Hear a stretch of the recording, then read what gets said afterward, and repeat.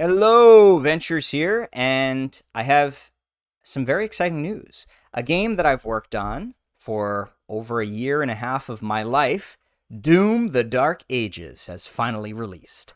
And its critical reception is incredible. The fans have really enjoyed it, the critics are loving it too, and it's a project that I'm very proud of. So, in this video, I'm going to talk a little bit more about what it was like to work on this legendary game, some funny stories behind the scenes, let's say, about what what that process was like. And then at the end of the video, since it has been a while since I've posted on this channel, I'll give you a bit of an update about what I've been up to since then. Life after Doom. So, without further ado, the awesomest thing that I got to work on Doom was actually bringing one of the original Doom AI to life. And that character was the ImpStalker. I did get to work on some of the original soldiers, but what's really cool about the ImpStalker is I got to take this character from the very initial prototype all the way up to production ready and see that whole process and kind of implement and tune and have my creative director and my lead play the character, iterating on him piece by piece over time.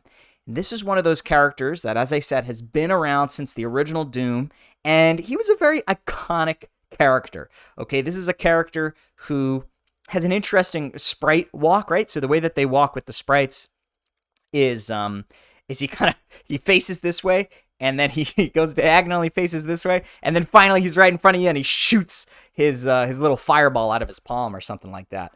And that's a very interesting movement that looks kind of janky. So it was a fun challenge, let's say, to try and port that over to the modern version of the ImpStalker. So that was a really cool project, working on that AI. Another thing that I worked on was physics. So for id, this was the first project that we implemented a huge physics engine, a legendary physics engine, from none other than Rad Game Tools. Okay, Rad Game Tools, by the way, if you have not heard of them, they are basically perhaps maybe one of the most legendary middleware providers for games ever made, right? So this might not be a company that you know as well as like id Software, but their technology powers so many of the games that we all love, right? Whether it's their compression technology or their physics engine, which was the case for me. I implemented this physics engine, and it was really cool to work on with some of that tech. Rad is just legendary, and this studio is legendary. It was really awesome. So I got to plug some of that in, and with my coworker, we implemented the destruction physics for the game. So the way that takes place is now if you smash crates, smash tables, it can splinter into all these little pieces. And particularly where it's relevant are in these giant Atlan set pieces where you play as this giant mech and you're fighting these other giant demons. Well, I was able to create it so that when you punched these bridges and buildings, they would kind of crumble and break apart. So all of that stuff is kind of powered by our physics engine with some really cool destruction physics. So that was another part that I worked on. And actually, this, when you think destruction, you probably think of buildings and stuff like that. But it's also the same technology that we used for Gore, okay? So Doom has always been, let's say, a scary game. And so it's got some gore, it's got some blood, it's got some violence, ripping and tearing, you might say. And so from the beginning, there's been like gore popping out of these characters, right? When you blow them up and stuff, right? However, this game, they wanted to take it to another level. And so what they did was they took the Gore system and they added in like the destruction physics. So you're actually like destroying their body parts, and these are like physically rendered giblets that can like bounce off the floor and stuff, all these little guts and pieces that came out of them. And that was kind of the foundation when I joined to start working on this destruction tech. My coworker had been working on destruction previously with their custom destruction, and they had a custom destruction solution before we ported it over to Havoc. And so he had a few test maps for this, okay? So this is a bit of a interesting story, because you see, when you're making a video game, it's very common that people are going to have their own test maps, their own test levels. Okay, pretty much everybody probably has their own test levels. Some people have quite a few. And so when I joined this team, I started to hang out in my boss's test level. And I have to tell you, nothing in my career prepared me for the moment that I entered this man's test level, because he's an awesome guy. He's a chill dude. But I don't know how to describe it. Walking into this room, it was terrifying. It was terrifying. There were people chained up against the walls. There were body parts on the desk, and there was a whole bunch of buttons. And it didn't matter which button you pressed. Some crazy shit was going to go down when you press these buttons, right? Because this is all the testing he had done for the Gore system, and I had to go in there to test stuff for destruction. So I'm just trying to like make a chair break apart or something like that. I go in there, I push a button, and like the guy who's chained up, like his leg explodes and his head starts exploding and rolling across the table. It was covered in blood. It was the scariest, creepiest little dungeon room. And I was there for maybe like 2 or 3 days, and I started literally having like nightmares, being like, Jesus Christ, this place is terrifying. I do not want to work in this scary little room, this little like Jeffrey Dahmer den. So what I did was I created my own test map after this. I was inspired, and it was like a beautiful little plane, and I had little flowers. I don't think there was flowers in the game, but there was like a tree. So I put like a little fauna, or flora, I should say, a little tree here and there, made it nice and pretty, very, very peaceful. Okay, and then there I created these bricks, right? Because the Havoc example is you're like blowing up this wall, and there's like these bricks that fall apart. And so I had like these little bricks, and I would like shoot a little bullet, and they would break apart into these nice little stones. And it was very peaceful, right? And then every now and then I'd have to go back and test like some actual gore, and I'd go in that crazy level, and I'd see blood and guts and things explode. And then I would go to my peaceful level and just see like a little brick, a little stone wall fall apart, and it was very peaceful. So I had to do that for my sanity, right? Because here's the thing, when we're playing Doom, we want to see fucking guts, right? We want to see blood and shit explode, and it's fun, and it's crazy, and it's over the top, and that's what makes it fun.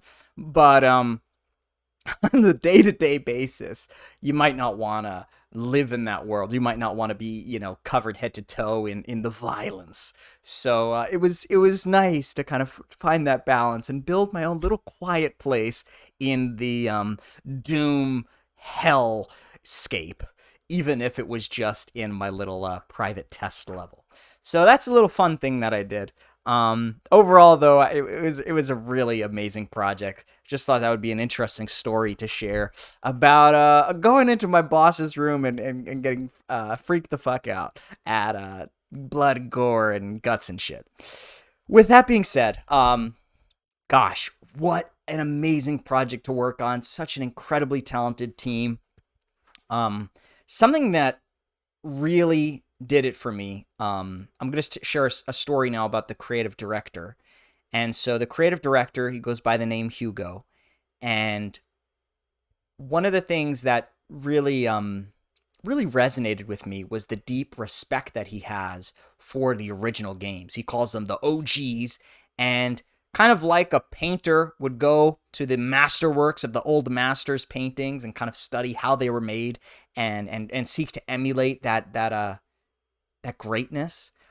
He has a lot of reverence and respect for going back to the old games. He says, every new game they make, they go back to the originals and they try to find out what made this amazing, and then how can we, build upon that in new and creative ways. And it's a testament to the creativity in that studio that they've made the 2016 remaster, Doom Eternal remaster, and then, of course, this game, Doom the Dark Ages, which I guess came out in 2025.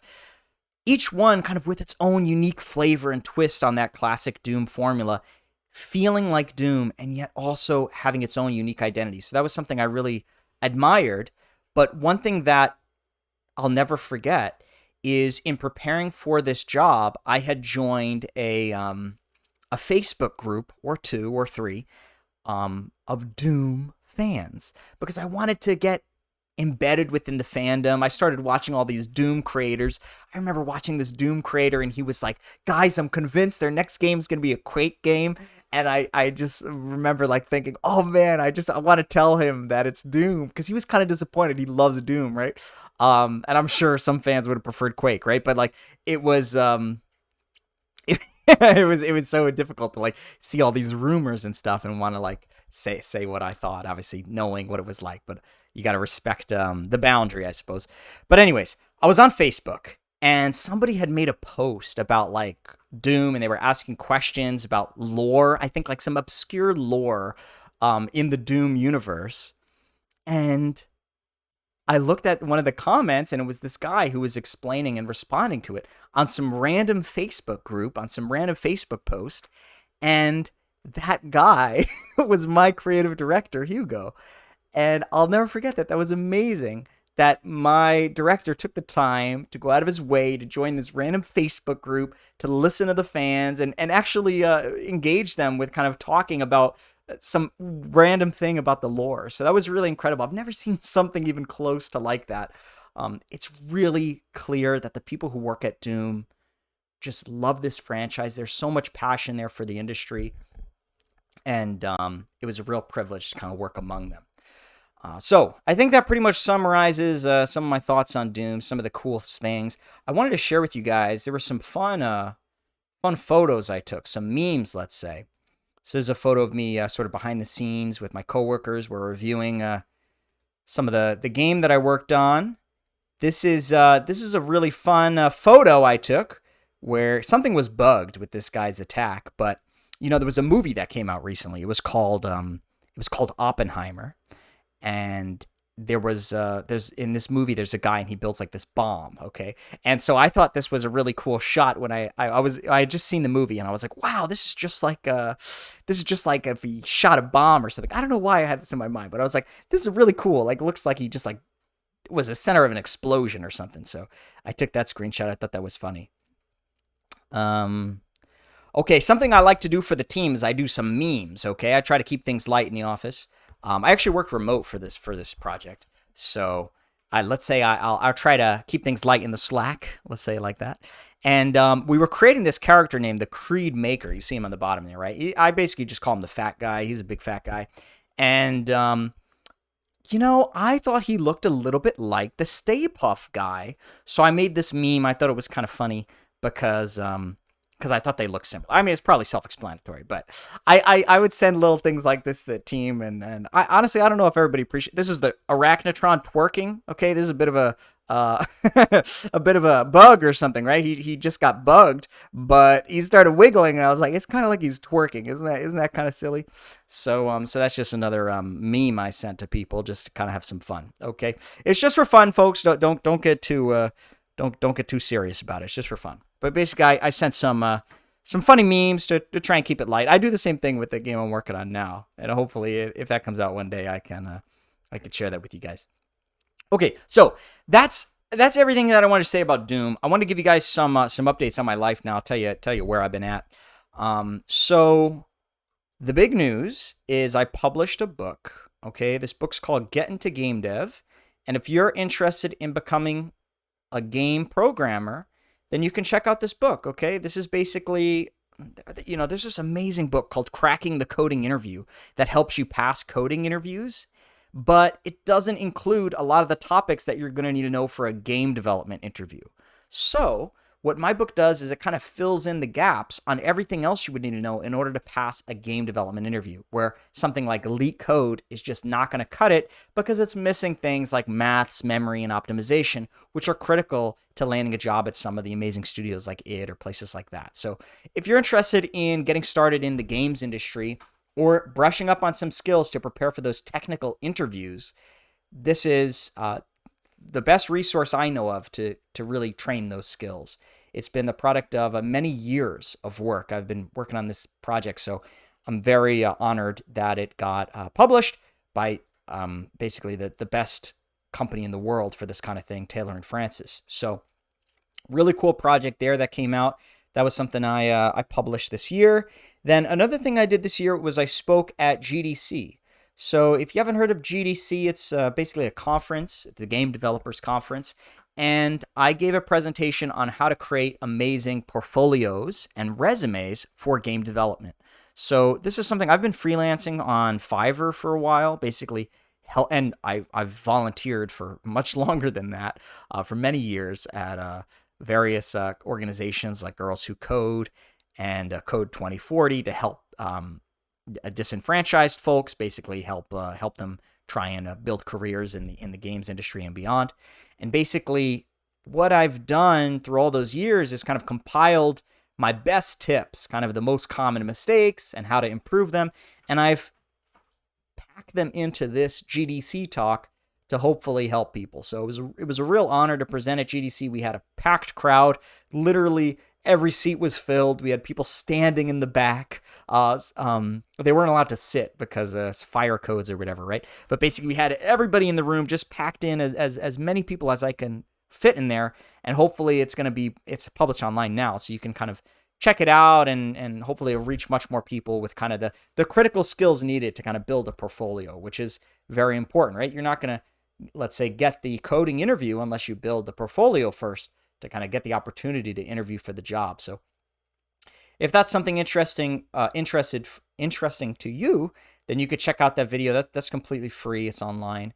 On my YouTube channel, I have a version of it at least. And if you have a GDC subscription, then you could check out the video I presented there. So basically, that's what I've been doing in the field of education. I've also been working on some games. So I founded a new company this year. Let me pause this. Okay, so this new company is called VVLLC. Okay, Ventures Limited Liability Corporation. And VVLLC is all about taking some of the projects I've been working on for the last few years and trying to finally release them, hopefully.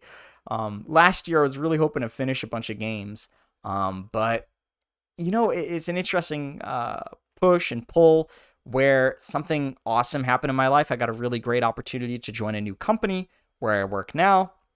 And, well, let's say that I had to sell my house. I had to buy a new house. I had to move to California. It was a whole thing. It was a whole ordeal. But that also happened last year. I also got married, which is pretty fucking cool, to my amazing wife. So that was another big life update. And I founded this company, which is sort of like a little baby. And so far, we've put up this game called Headhunters on Steam. You could wishlist it now if you're interested in checking that out. I hope to release a demo of this game within the next, let's say, 18 months. That's kind of my timeline there. Another thing that I got to do was contribute to Crimson Hollow. So if you have not heard about Crimson Hollow, it is an awesome indie game being made by an otherwise solo developer on YouTube. Okay, her name is Courtney, and she is one of the most talented creatives I've ever worked with. You hear these stories about, people like, I forget his name, the guy who made Stardew Valley, Lazy Squid or something like that. I forget his name. Or Sleepy Rabbit. I forget his name. But basically, this Courtney is like one of these people, right? She does the art, she does the animation, she does some of the coding, and it was a privilege to contribute to this team. If you haven't seen her videos, you could check her out on YouTube called Crimson Hollow. She's got some videos with just thousands of views, really, really incredible in-depth devlogs, a really unique artistic voice. And so it was an honor to kind of contribute to a portion of that game, helping set up some of the foundational tech and some of the TikToks. I started some of the first TikToks for the social media aspect. So that's another project I worked on recently. Then I've got two more that were kind of in the pipe. The first is I'm planning to build, a larger version of Coming Out. So Coming Out is one of my best indie games, okay? This indie game is very short and it's very gay. It's about coming out, okay? It's a queer game, and it is It's really good. It's really moody. It's really atmospheric, and it's free. And what I want to do over the next year or so is convert this game into a much larger game. And I know that the game I have in my head is going to take forever to do, but I would like for coming out this earlier game to sort of be the opening, the precursor, the cold open to this much larger game experience. So what I'm hoping to do is recreate coming out in the context of this larger game and publish that as a sort of demo for this larger game on Steam. So that's another project that I'm planning to do. Again, none of this is final. All this is kind of just a work in progress. And, you know, I'm just representing, by the way, for this whole video, I'm just representing me, Matthew Ventures. I'm not representing the corporation. I'm certainly not representing id Software. I am just a little boy in a sea of water swimming. And these are aspirations, okay? So that is one project that I'm hoping to do. Okay, and then the last thing that I'm working on, and I've saved the best for last, folks. This is something really, really exciting, is I'm working on a new app called Storylines, okay? And Storylines, I'll tell you more about it in a future video, but this is going to be an app where you can share, play, and create interactive fiction with a focus on interactive fan fiction. So the idea is, if you're not familiar with some of my work, one of my first indie games, the one that really put me on the map and reached millions of players around the world, was this game called No Stranger. It's a very cool ARG where you play as a sort of unwitting accomplice to a sort of devious man who asks you to help him with these tasks. And it's essentially a branching fiction game with this ARG overlay. And what I'm very excited about is to create a platform where people can make games like that and share them with other people. So this is a very exciting project. It's very early in the works, but I'm already getting started on some of the early prototypes.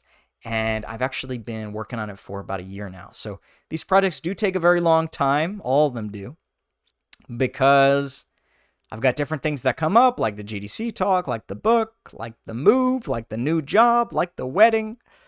But piece by piece, it's exciting to be working towards these larger goals and starting to present them to you. So that's why I'm just so excited today to show you some things that I was very proud of with respect to Doom: The Dark Ages, because, folks, some of these projects take years to do. I think Doom: The Dark Ages may have taken, I mean, on average, these games take like 4 or 5 years.